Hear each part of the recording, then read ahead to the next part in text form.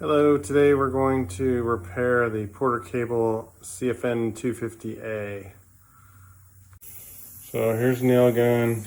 The problem that's happening is when it fires a nail, the hammer, which is right in here, is not returning back, and so you get one nail driven and then the hammer gets stuck out. So let me see if we can illustrate that. Okay, you can see there's a nail, and then see the little divot there.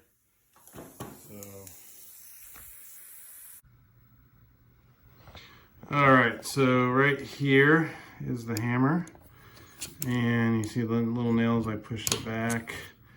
This hammer needs to be returning back in here after each firing. I'm going to take it apart and show you what's wrong with it.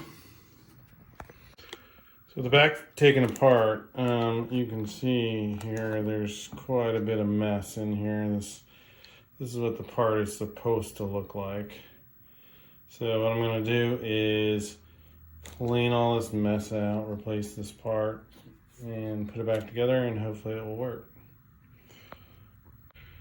So here's how this thing is assembled. You take this O-ring here, or washer, and you put it right there. You take your replacement piece, your urethane bumper, you put that right there. You take this spring, put the spring back in.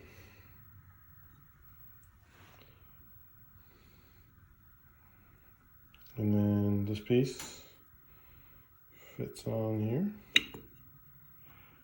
just like that. And then this unit slides into here. I'll put the screws back in, tighten it up, and we'll do a test. Okay, it's all back together now. We're going to do a real quick test.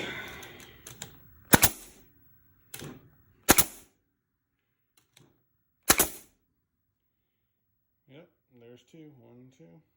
So, seems like it's working. 3. And that's how you repair the Porter Cable FN250A. If you have any tool problems, don't be afraid to look at them, and you can order parts online from ereplacementparts.com, which is where I got this.